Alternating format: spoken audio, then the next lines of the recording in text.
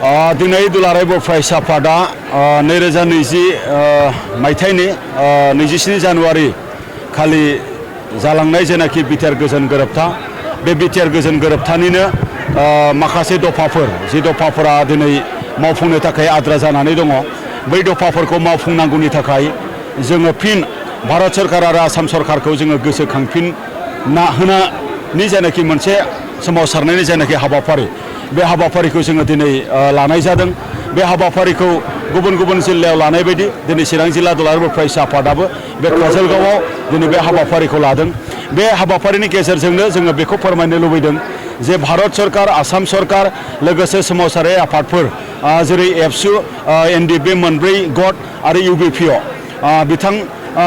भारत सरकार आरो आसाम सरकारा बे माने आफादफोरजों जेनाखि मोनसे सावरायलायनायनि गेजेरजों जेनाखि गोजोन गोरोबथा जोंनि गेजेराव जादोंमोन जे गोजोन गोरोबथानि दफाफोरखौ भारत सरकार आसाम सरकारा मावफुंनो थाखाय जोंनो खोथा होदोंमोन। नाथाय मावफुंनो थाखाय खोथा होदोंमोनब्लाबो बे बोसोर बाखिनियाव माखासे दफाफोरखौ बिथांमोना नंगौ मावफुंनानै होबाय। नाथाय माखासे मेजर दफाफोर बै दफाफोरखौ मावफुंनो थाखाय दिनै आद्रा जानानै थानायखौ जोङो नुदों। जे दफाफोरखौ मावफुंनांगौनि थाखाय जोङो थांनाय समाव सावरायनायनि गेजेरजों गोबां दान्थे बिदान्थे खालामबोनाय जाबाय। मालाबा जोङो प्रेस मिडियानि गेजेरजों भारत सरकारखौ जोङो सोमावसारनायनि खोथाखौबो जोङो बुंबोबाय थानाय जादोंमोन आरो मालाबा सावरायनायनि गेजेरजोंबो जोङो फोरमायदोंमोन आरो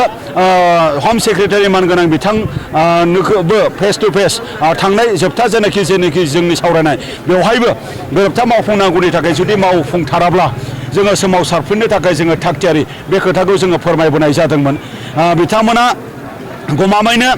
नैबे समाव भारत सरकार आरो आसाम सरकारा जोंनो गासै दफाफोरखौ मावफुंनानै होजोबाखै। बिनिनो 125टी जेनाखि सांबिधानिक जेनाखि मोनसे सोदांनाय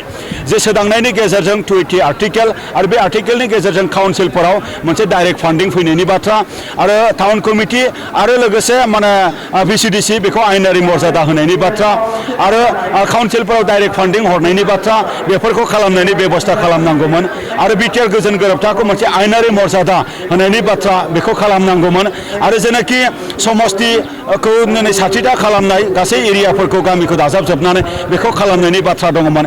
दिनै भारत सरकार आरो आसाम सरकारा बेखौ खालामनो होननानै दिनै खालामफुङाखै। बिनि थाखायनो जोङो दिनै भारत सरकारखौ जोङो खावलायदों जे 125 जेनाखि आमेन्डमेन्ट बेखौ बे विन्टार सेसन पार्लामेन्ट सेसनाव जेन लाबोयो आरो लाबोनायनि गेजेरजों बेखौ मावफुङो आरो बेनि थाखायनो भारत सरकारखौ नारसिननो आसाम सरकारखौ नारसिननो जोङो बे हाबाफारिखौ लानाय जादों।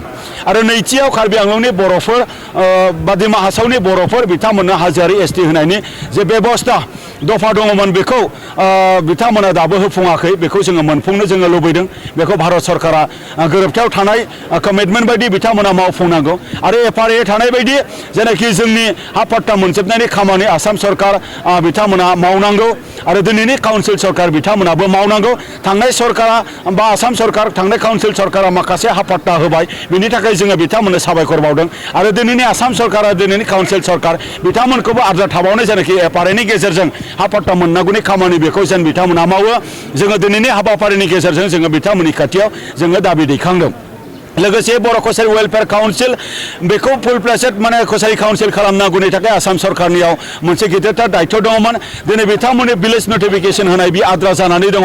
दासिमबो जोङो बुंबाय थादों जे गवालपारा आरो साउथ कामरुप जे ओनसोला राभा हासं ओनसोलाव दङ 312टा गामि बेखौ बर' कसारि वेलफेयार काउन्सिलाव नटिफाइड खालामनांगौ गामि हिसाबै। लोगोसे गासै नटिफाइड गामिफोरखौ लानानै मोनसे कनस्टिटिउएन्सि बानायनाय कनस्टिटिउएन्सि बानायखांनानै बेवहाय मोनसे इलेक्सन कन्डाक्ट खालामनाय फुल प्लेसेड मोनसे गभर्नमेन्ट लाबोनाय बे खामानिखौ आसाम सरकारा बे बोसोर बाखिनियाव दिनै मावगोन गाबोन मावगोन बिथांमोना मावाखै। बिनि थाखाय आसाम सरकारखौ जोङो नारसिननो थाखाय बे हाबाफारिखौ लानाय जादों।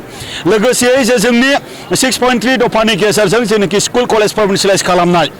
थांनाय समाव आसाम सरकार आरो थांनाय समनि जेनाखि काउन्सिल गभर्नमेन्टआ 10 कलेजखौ प्रभिन्सियेलाइज खालामबाय नाथाय गोबां कलेज आरो गोबां स्कुल आद्रा थालांबावबाय जेखौ आसाम सरकारा मावनो थाखाय मोनसे कमिटिबो दादोंमोन जेखौ आसाम सरकारा मावफुंनो थाखाय बिटिसिनि निफ्राय मोनसे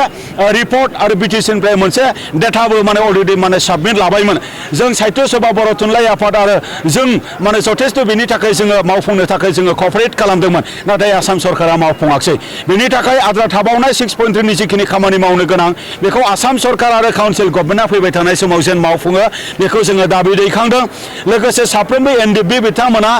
केसनिफ्राय उदां जानांगौ आरो जोबथेसालिनिफ्राय बिथांमोना उदां जानांगौ बे दाबिखौबो जोङो दिनै लाखिदों लोगोसे जेनाखि कालचारेल कमप्लेक्स बड'फा उपेन्द्रनाथ ब्रह्मनि मुङै दतमायाव गायसननायनि बाथ्रा जे माने अनुष्ठाननि गेजेरजों जोंनि राव थुनलाइ हारिमु जे माने बिभिन्न जायगायाव थाया मानो आसाम बा आसामनि जायगायाव थानाय बर'फोर बा भारतनि बाहेरायाव थानाय बर'फोरनि माने राव थुनलाइ हारिमु जौगानायनि थाखाय प्रमोशननि थाखाय सेफगार्डनि थाखाय खामानि मावनांगौनि थाखाय जेनाखि मोनसे कालचारेल कमप्लेक्स लुफुंनानै होनायनि बाथ्रा दंमोन बेखौबो मावफुङाखै बिनि थाखायनो जोङो दिनै बेखौबो दाबि हिसाबै जोङो भारत सरकारनि खाथियाव जोङो नारसिनदों आरो BTR गोरोबथायाव 1500 crore पेकेज हरनायनि गेजेरजों जोंनि NIT गायसननाय सेन्ट्रेल इउनिभार्सिटि गायसननाय बिभिन्न अनुष्ठान प्रतिष्ठान गायसननायनि थाखाय भारत सरकारा मावफुंनांगौनि खामानि दङमोन खोथा होनाय बायदि बिथांमोना मावफुङाखै बिनि थाखायनो जोङो भारत सरकारनिसिम जोङो दाबि दैखांहरफिनदों लोगोसे जे जोंनि बर' इयुथ्सफोरखौ माने पारामिलिटारि डिफेन्स आर्मि आरो आसाम पुलिसाव जर'खायै बेवहाय रिक्रुटमेन्ट होनानै डिफेन्स पारामिलिटारि आसाम पुलिसाव सोसननायनि बेबस्था दङमोन बेखौ आसाम सरकार बा भारत सरकारखौ जोङो मावफुंनाय नुवाखै दा बेखायनो गोरोबथा मावफुंनांगौनि थाखाय दिनै दुलाराय बर' फरायसा आफादा फिनै जोङो भारत सरकार आसाम सरकारखौ गोसोखांफिननो होनो थाखाय दिनैनि बे हाबाफारिखौ जोङो लाफुंनाय जादों बेखौ जोङो रोखा खालामनानै होदों दिनैनि बे आन्दलना सोरनिबा हेंथा सोरनिबा सरकारनि हेंथा सोरनिबा दोलोनि हेंथा सोरनिबा हारिनि हेंथा लानाय बियो आन्दलन नङा खालिबोल' बियो जोंनि गोरोबथायाव थानाय आद्रा थानाय दफाखौ मावफुंनांगौनि थाखाय भारत सरकारखौ नारसिननाय बियो मोनसे सोमावसारनायनि हाबाफारि मानगोनां नोंथांमोन गोजोन्थों।